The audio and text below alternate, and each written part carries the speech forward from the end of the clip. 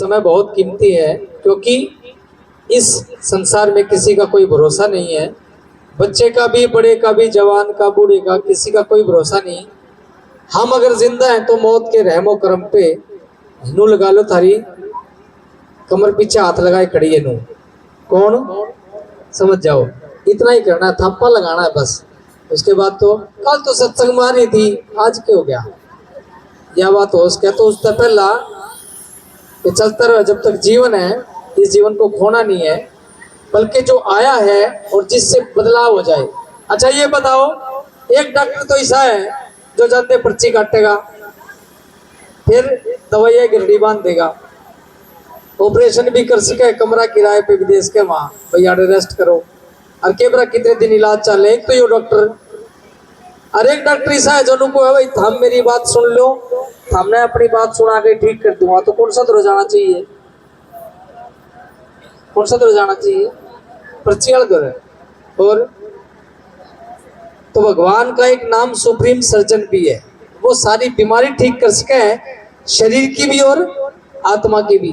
तो वो डॉक्टर अब आया है, उसका तरत हमने केचा है एक टाइम, क्योंकि ये भगवान के दूत हैं। हमने आज तक उस पर के मांगा, धन मांगा, पत्नी मांगी, बच्चे मांगे, पैसा मांगा, कोठी बंगला गाड़ी मांगी, सब दी। भगवान ने के दिए लो थारा खातर है।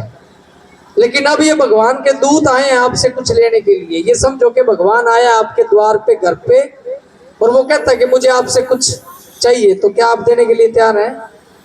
हाथ खड़ा करो जो भगवान को देने के लिए तैयार है। जो कुछ मांगेगा, लेकिन इसी चीज नहीं मांगेगा जो आप में संसार में तो मिले।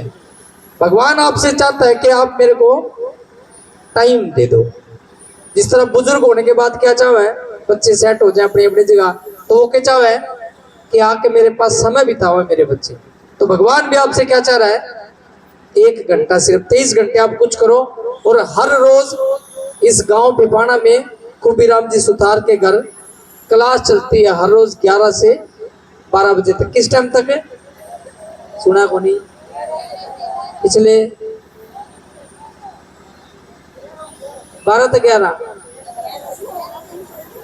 11 तक 12 बजे तक। तो आप आओ। ये जो चित्र भी समझाए हैं और जो आदरणीय दीदी ने आप तक समझाया है, ये बहुत गहरी तरीके से आपने समझाने की कोशिश करेंगे, क्योंकि भगवान का ज्ञान इतना आता है कि एक दिन में ना तो हम समझा सकते और ना आप लोग समझ सकते। तो ये एक प्रोसेस है, ज़्यादा नहीं, सिर्फ 1 हफ्ता आप भगवान का ज्ञान सुन के देखो। उसके बाद जो भगवान के महावाक्य, जिसको हम ज्ञान की मुरली बोलते हैं, वो मुरली समझ में आ जाए आपके, उसके लिए है। तो उस मुरली की बात क्या क्या है, 2 लाइन। मुरली सुना रगे भगवान ने मधुबन में जाना से, मुरली